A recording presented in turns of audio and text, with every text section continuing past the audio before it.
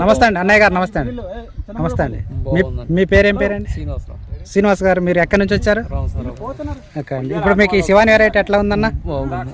ఇప్పుడు మీరు ఎన్ని ఎకరాలు వేసారన్న తోట? ఓకే, ఇది బాగుందా అన్న? ఎన్ని క్వింటాలు అవుతుంది ఎకరానికి మీ ఐడియా ప్రకారం? 40-30 పైన వస్తుంది. 30 పైన. ఓకే అండి.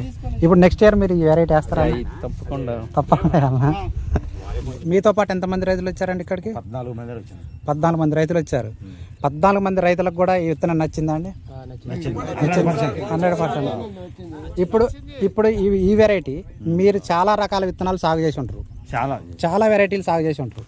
ఇప్పుడు మీరు ఈ వెరైటీని చూస్తా అంటే యాక్చువల్గా రైతు అబద్ధం ఎప్పుడు కాదు, మీరు ఎక్కడో వాళ్ళు చెబుతున్నారు, కంపెనీ వాళ్ళు ఎవరో తెలియదు, రైతు మావాడు. ఈ విత్తనంలో మీకు ఏమన్నా తాలుగాయలు కానీ చెట్లు ఏమన్నా చనిపోవటం కానీ వైరస్ కానీ ఏమన్నా కనపడుతుందండి?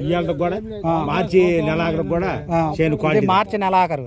ఇప్పుడు మామూలుగా కొన్ని వెరైటీలలో ఎట్లుంటుందంటే అన్న, చెట్టు అనేది కొన్ని కాయలు కాసిన తర్వాత ఎదగదు, ఆగిపోయింది. అట్లా ఏమన్నా చెట్టు ఆగిపోయినట్టున్నాయా? ఇప్పుడు చెట్లు ఏమన్నా పడిపోయినట్టు కనపడుతున్నాయా? అసలు ఈ టైంలో చూస్తుంటే చూడబుద్ధి అవుతుందండి. మార్చి నెలాఖరు కల్లా కూడా కోసాకు కూడా. ఇప్పుడు మీకు ఇక్కడ 10 మంది రైతులు వచ్చారు. ఈ వెరైటీని చూస్తుంటే మీకు తోట వేయాలనిపిస్తుంది అన్న? వచ్చే సంవత్సరం తోట వేయాలనుకుంటే ఇదే వేస్తానండి. అంతే అంటారా? 100%. ఎవరేజ్ గా మీరు ఎన్ని ఎకరాలు వేస్తారన్న తోట? 3 ఎకరాలు. 3 ఎకరాలు తోట 4 ఎకరాలు వేస్తారు. 4 వేస్తా. ఓకే అండి. 12 ఎకరాలు పత్తి వేసి మొక్కజొన్న వేసాను. ఓకే అండి. అంటే మీరు నెక్స్ట్ ఇయర్ దీన్ని 3 ఎకరాలు వేయాలనుకుంటారు? 3 ఎకరాలు